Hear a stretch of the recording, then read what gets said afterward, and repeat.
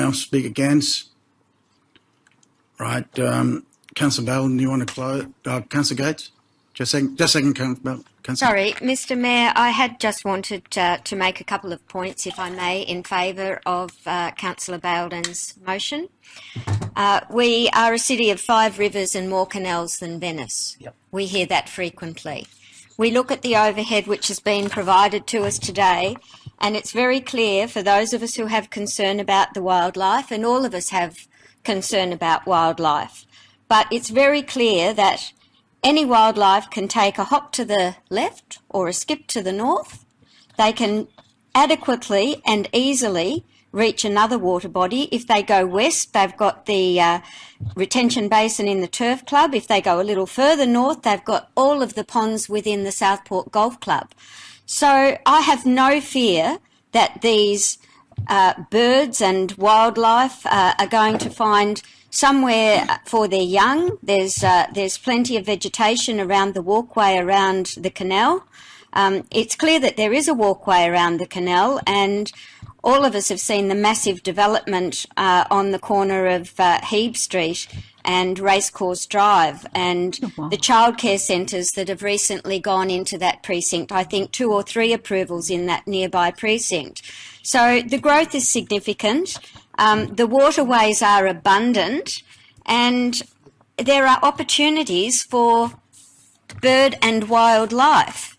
What we don't have an opportunity for is additional facilities and amenities to support the Gold Coast Show and the Turf Club. In Councillor Bowden's initial opening, he mentioned some land just to the west of the Turf Club that's privately owned that has been used for 100 car parking spaces. That land, just yesterday I saw, has a development application advertising board on it.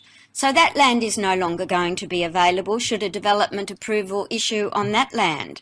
So we have one of the oldest societies in our city being given a raw deal by the government, being supported in relocation to a venue that has not proved to their benefit at all. And I question the sense in actually that recommendation now that we've since seen that it hasn't been available previously for the equine events. I think we would have all hoped that in going to a turf club that would be the first thing that might be available as part of the show.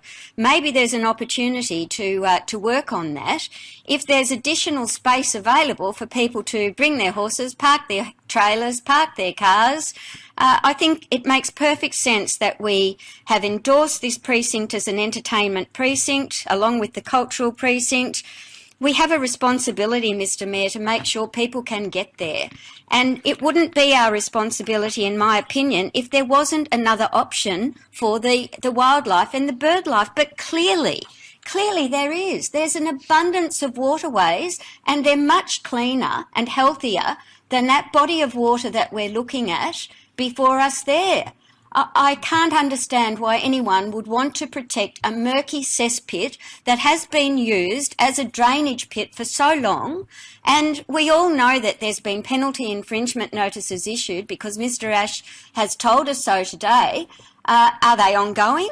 Probably. And are they going to have to keep on issuing those notices? Probably. But it will be more apparent if it's not draining into a murky body of water and if it's being left on level ground. So I would think that practice would very swiftly come to a close if the action is taken to make this land available for recreation and car parking. And I don't want us to lose sight of the fact that it is also going to be available for recreation, not always car parking, but just overflow car parking and in the main recreation. So people will be able to actually exercise their dog on a far greater area of land and have the enjoyment of the nearby waterway.